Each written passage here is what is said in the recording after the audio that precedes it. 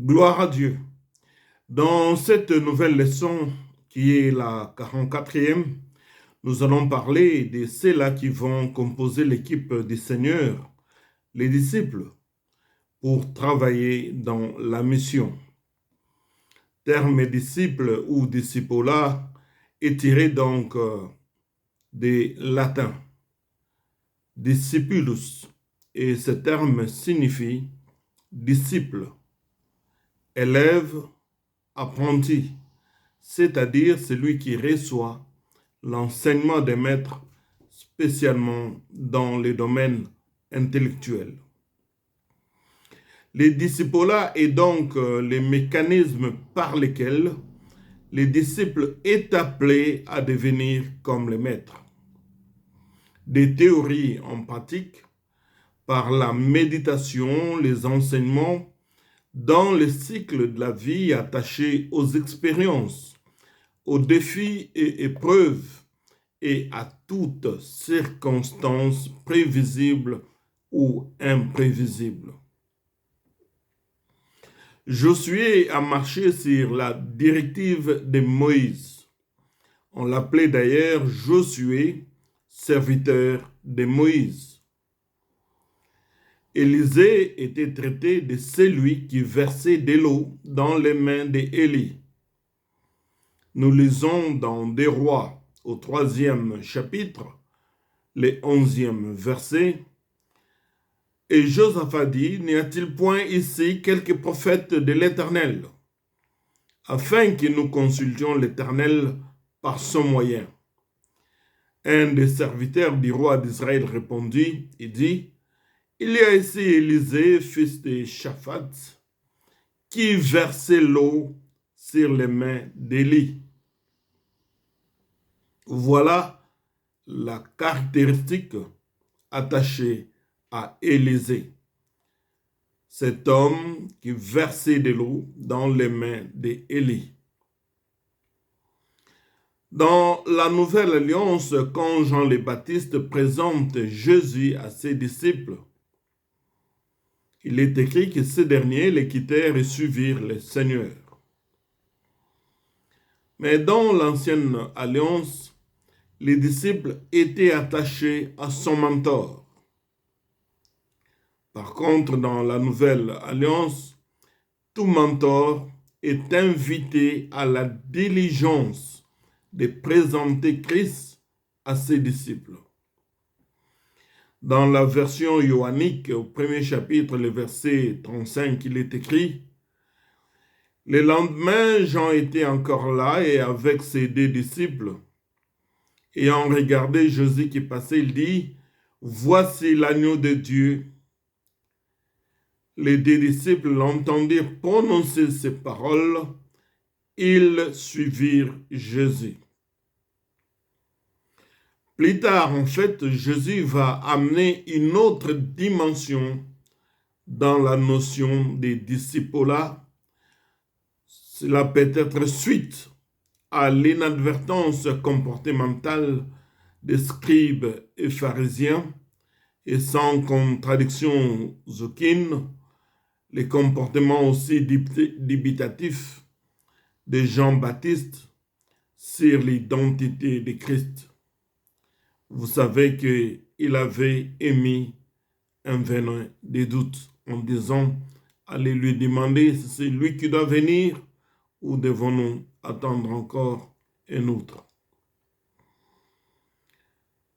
Jésus déclara dans la version mathéenne au 23e chapitre, verset 8, « Mais vous ne vous faites pas appeler Rabbi, qui signifie maître,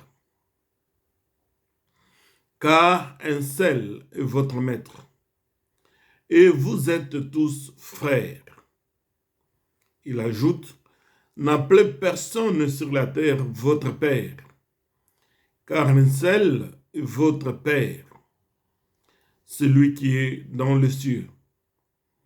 Ne vous faites pas appeler directeur, car un seul est votre directeur, le Christ. » Jésus s'adresse à ses disciples. Dans cette dispensation de la grâce, le seul maître, directeur est le Christ Jésus.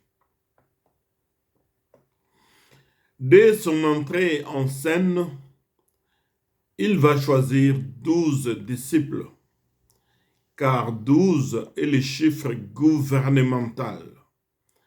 Ce chiffre s'associe à lui dans son rôle qui concerne le royaume de Dieu. Parmi ces 12, il y a Judas Iscariote qui les trahira plus tard.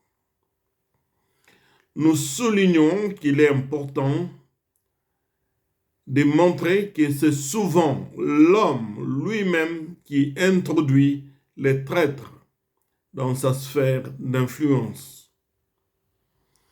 En lisant Job, c'est sa femme qui lui dit « Maudit ton Dieu et mère ». Job chapitre 2, le 9e verset. Cette femme était la femme de Job. C'est Job lui-même qui l'avait choisie parmi tant d'autres femmes. Mais c'est elle qui dira à son mari, dans les difficultés, « Maudit ton Dieu et mère ». L'apôtre Paul, en allant chercher les broussailles pour se chauffer dans l'île de Patmos, dans l'île de Malte, une vipère sortit des broussailles et s'attacha à sa main.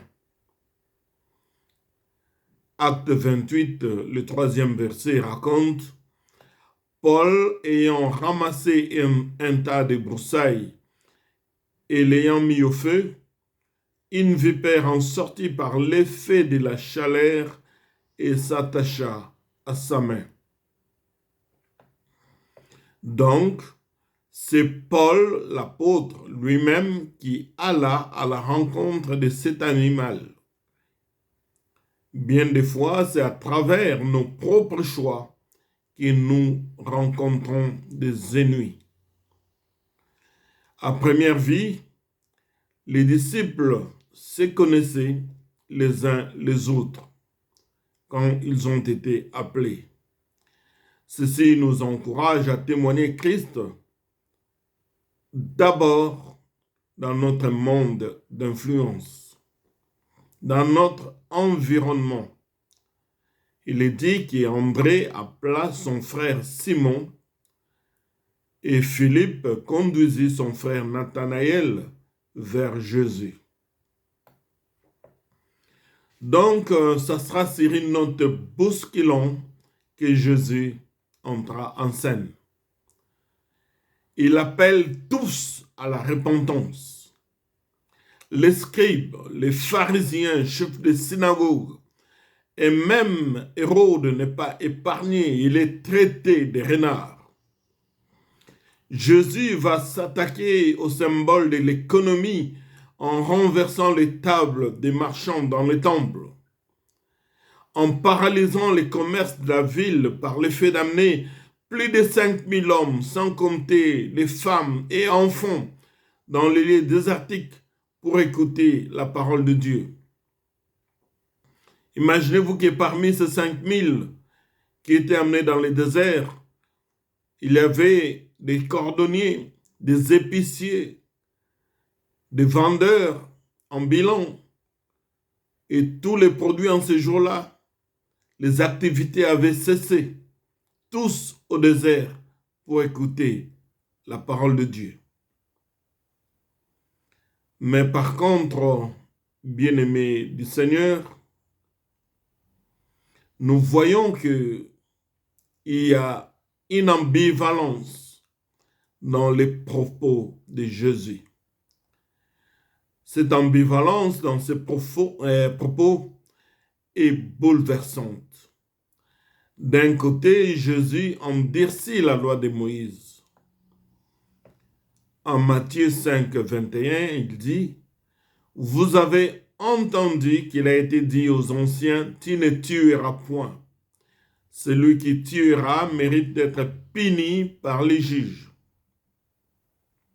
Mais moi, je vous dis que quiconque se met en colère contre son frère mérite d'être puni par les juges.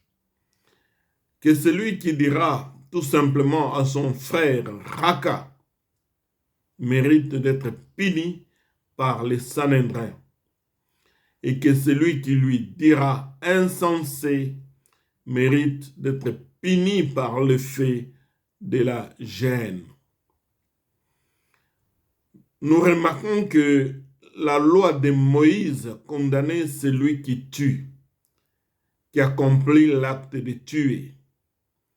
Mais Jésus ramène le jugement au simple fait de se mettre en colère.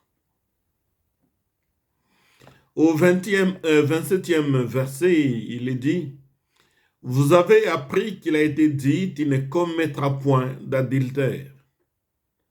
Mais moi, Jésus, je vous dis, que quiconque regarde une femme pour la convoiter a déjà commis un adultère avec elle dans son cœur. » Nous remarquons ici que l'adultère non plus n'est plus un acte, mais simplement une pensée dans la théologie de Jésus. D'un côté, il se proclame le maître des sabbats, en guérissant des malades en ce jour. Lui qui a été éduqué selon les coutumes juives, il va s'attaquer à la tradition des anciens en refusant de se laver les mains avant de manger. Selon Matthieu chapitre 15, nous lisons, « Alors les pharisiens et les scribes vinrent de Jérusalem auprès de Jésus et dirent, « Pourquoi tes disciples transgressent-ils la tradition des anciens? Car ils ne se lavent pas les mains quand ils prennent les repas. » Ici encore, il saute vite aux yeux de l'étudiant que Jésus et ses disciples n'observaient pas les ablutions juives. Pendant près de 3 ans et demi, le Seigneur va s'investir dans la formation de ses disciples, parmi lesquels il y aura la première sphère ou le premier cercle. Ensuite, ce que nous allons appeler les cercles internes, composés de Pierre, de Jean et de Jacques. Il y aura aussi le deuxième cercle externe, composé de tous les autres disciples. Quelle est la spécificité de ces 3 disciples des cercles internes? Commençons par Pierre. Ces disciples avaient un caractère énergique, un homme, quelqu'un d'enthousiaste, mais aussi impulsif. Rappelez-vous quand il a arraché l'oreille de Malchus, il avait la facilité d'entraîner les autres à le suivre. C'était un homme de foi et de révélation. Il dira d'ailleurs à Jésus, « Seigneur, si c'est toi, commande-moi d'aller à toi sur les eaux. » Plus tard, le Seigneur va lui confier une mission, celle de fortifier ses frères et annoncer avec zèle l'évangile. Parlons du deuxième disciple du cercle interne, Jean. C'est un homme sensible, disposé à l'écoute, à être enseigné. Il était attaché au maître. Il aura donc la charge de s'occuper de Marie, mère de Jésus. Il est resté fidèle même quand il s'est retrouvé dans l'île de Patmos. Et enfin, spécificité du 3e disciple du cercle interne, qui est Jacques, le frère de Jean. Lui sera fidèle jusqu'à la mort, selon Actes, chapitre 12, le verset 1er. La Bible dit, vers le même temps, le roi Hérode se mit à maltraiter quelques membres de l'Église. Il fit mourir par l'épée Jacques, frère de Jean. Le Seigneur a voulu faire passer ce groupe de un quart des disciples par une voie tout à fait particulière. Ils ont eu connaissance et vécu des mystères que tous les autres membres du groupe n'ont pas pu ou n'ont pas eu le privilège de vivre. Bien-aimés de Dieu, regardez que parmi les 12, il y en a 3. 3 qui étaient là à la montagne de la transfiguration, 3 qui sont rentrés avec Jésus dans la chambre de résurrection de la fille de Jairus, par exemple. 3 qui ont entendu des mystères que les autres n'ont pas expérimentés. Ma question est la suivante. Toi qui me suis en cette ère, es-tu le disciple du cercle interne par rapport à ton apôtre, par rapport au pasteur, par rapport à tes aînés spirituels, ou tu es tout simplement disciple des cercles externes? Tout dépendra donc de ta conduite, de ton affinité avec les mentors. Nous avons beaucoup de choses à dire là-dessus et nous vous donnons rendez-vous dans la prochaine leçon où nous parlerons de bien d'autres choses.